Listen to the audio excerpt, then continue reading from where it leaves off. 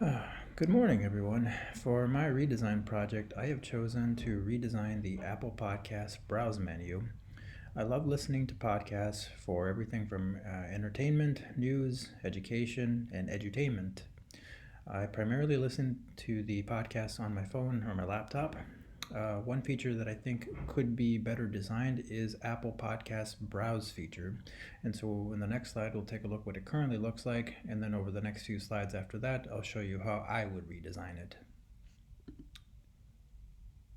Okay, so here I'm going to show you a few screenshots of what the Apple Podcast Browse menu currently looks like. In this first screenshot, which I took actually just yesterday, March 20th, 2020, you can see it's a clean, visually appealing look. However, it's pretty disorganized, and none of the shows really appear to be related to one another. And certainly, there's some NPR shows that are together. Obviously, with the coronavirus, there's a lot of that on the front page. But other than that, there's not a whole lot that seems to flow together.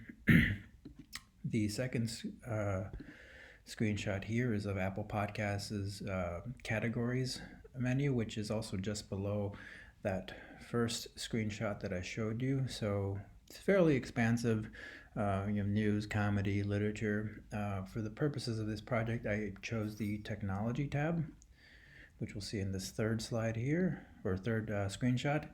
And I actually went to select all, and these are all of the shows that came up under the technology category of Apple Podcast menu. I have not listened to any of these specific shows. I'm sure they're good. However, I know for a fact that these are not all of the available shows on technology. So in the following slides, I'll show you here how I would redesign this menu in order to have better control over your content. So my biggest critique of the current Apple Podcast browse menu is that it is a bit cluttered.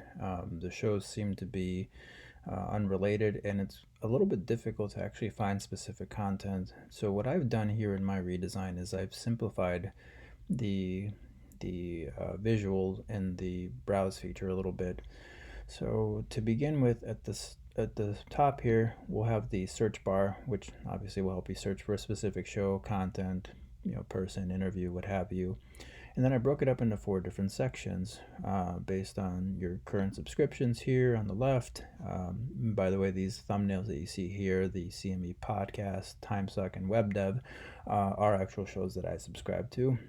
I would then have a recommended feature that's recommended for you based on your subscriptions. I would keep the category section here, and then I would alphabetize it. So here you can see academic, biography, comedy, and then the biggest thing that I would add is a filter menu here. And so in the next slide, I'll show you what the filter section will look like. All right. And then in this next slide, we can see the filter menu that I've added to the browse menu. So the filter menu is broken up into a few different things.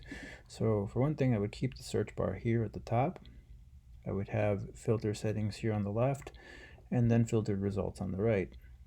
I've also chosen to break up the filter settings as follows. So you will be able to filter by genre, ratings, user subscriptions, length of the podcast, whether or not the show has sponsored content, and does it have any specific affiliation, such as a university, a publication, a news outlet, or what have you. Now, why did I choose to break up the filters this way? So the genre is fairly self-explanatory. You want to be able to filter your shows based on specific subjects such as technology, history, comedy, what have you. Ratings, I think would help you find content that's a little bit higher quality. Obviously, if something has a lot of ratings and a lot of those ratings are 5-star versus 1-star or 3-star reviews, that certainly can help indicate quality. User subscriptions, I think, goes even a little bit more in depth with that, because it's one thing to give a show a good rating, but it's a whole nother thing to actually subscribe to it, because then you get that show automatically on your phone. Length, again, also a little bit, also fairly self-explanatory. Podcasts can range anywhere between 10 minutes up to 5 hours, or at least from what I've seen. So just being able to filter your content based on length, I think, is very beneficial. The sponsored content filter, I just want to be clear, I don't actually have a problem with shows that have sponsored content, and in fact, that can sometimes be a mark of quality in a show if a company is willing to advertise their product and pay the host for it. But I do think that it's information that I would personally like to have just as a consumer, to help you make decisions based on whether or not there's sponsored content. And then again, the same thing with the affiliation. Um, Although this is not always the case, I do believe that if a podcast has a specific affiliation, like let's say to a university or a news outlet, it's probably going to be a bit more credible and probably more quality of a show. So, for example, Code Bits here, a podcast that is affiliated with the Harvard University Computer Science Department, is probably going to be a little bit higher quality than, if I were to put together a podcast on really pretty much anything. Again, not always the case, but it does give you greater control over the content that you consume. All right, and then here in our final slide, what I would do is I would take the filtered results here and then make it easy to take the filtered results and then add them to your current shows.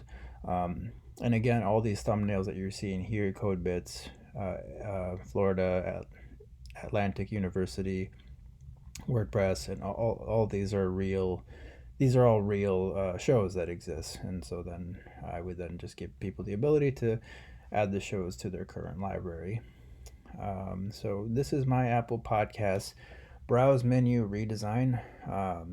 Thank you all for watching. I look forward to working with all of you this semester, and I hope you're all doing well in these kind of strange and unprecedented times. Thank you.